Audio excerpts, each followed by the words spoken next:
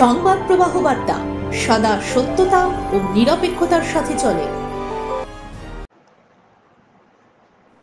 23 June রবিবার বারোয়ারির উদ্যোগে একটি বহুমুখী সাংস্কৃতিক অনুষ্ঠান আয়োজন করা হয়।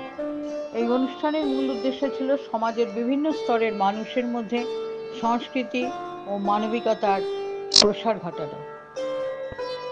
সূচনা হয়েছিল একটি ফ্রি চক্ষু শিবির উদ্বোধনের মাধ্যমে। চক্ষু পরীক্ষা শেষে বিমানবাবুর সহযোগিতায় একটি চিত্রাঙ্কন প্রতিযোগিতা অনুষ্ঠিত হয়।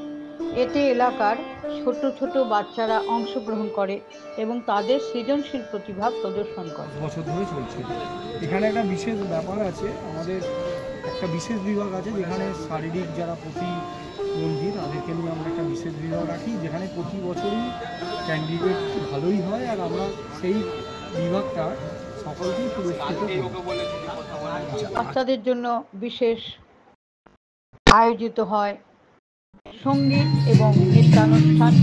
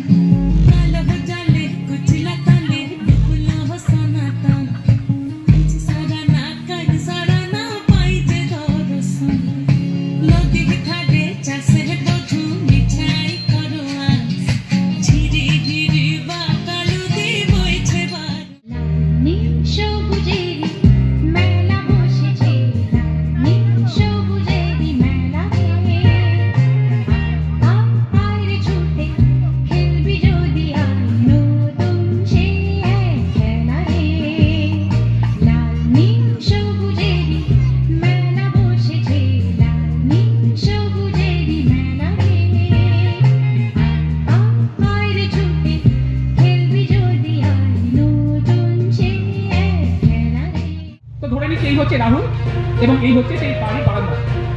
আপনারা দেখতে পাচ্ছেন। এখন রাহুলের আচার অনুযায়ী রাহুলের জন্মদিনে রাহুলের বাবা আমাকে নিমন্ত্রণ করলো ম্যাজিক দেখানোর জন্য।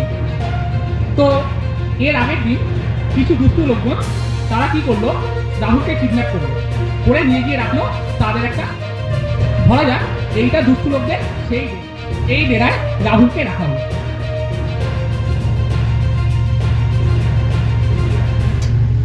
রাহুলের বাড়ির বারান্দা এখন পুরোপুরি ফাঁকা। বারান্দা ফাঁকা রেখে ডাক পড়লো আমার এবং রাহুলকে কিভাবে উদ্ধার করা হয়েছিল। ডাকাতদের ডেরা থেকে রাহুল যাতে পালাতে না পারে সেই জন্য রাহুলকে ওরা এক জায়গায় রেখে ভালো করে দরজাটা আটকে দিল। একটা অন্ধকার ঘরে রাহুলকে আটকে দিল। তুমি রাহুলের ঘরটাকে আটকে রাখো, ধরে নাও তুমি রাহুলকে আটকে রেখেছো, ঠিক আছে? এর মধ্যে রাহুল আছে আর তুমি রাহুলকে আটকে রেখেছো, যেটা তুমি চেপে শক্ত করে ধরে থাকো। ম্যাজিশিয়ান দিদি গিয়ে কি করলো, প্রথমে ওই জায়গাটাকে লোকেট করলো যে কোথায় রাহুল থাকতে পারে। ম্যাজিশিয়ান তার ম্যাজিক্যাল পাস এবং ম্যাজিক মন্ত্রটা কি বলো, গিলি গিলি ফোকাস ফোকাস, এইটা বলে তার মন্ত্র করে দেখলো যে এখানে রাহুল আছে। এবারে রাহুলকে ওইখান থেকে নিয়ে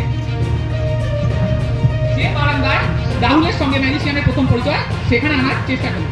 বলো মন্ত্র বলো, গিলি গিলি ফোকাস ফোকাস অ্যাব্রাকাডাব্রা চু বলার সঙ্গে সঙ্গে দেখা যাচ্ছে রাহুল কিন্তু রাহুলের ঘরের বারান্দায়। বলো কে? ওই তো রাহুলের বারান্দা দিয়ে আছে।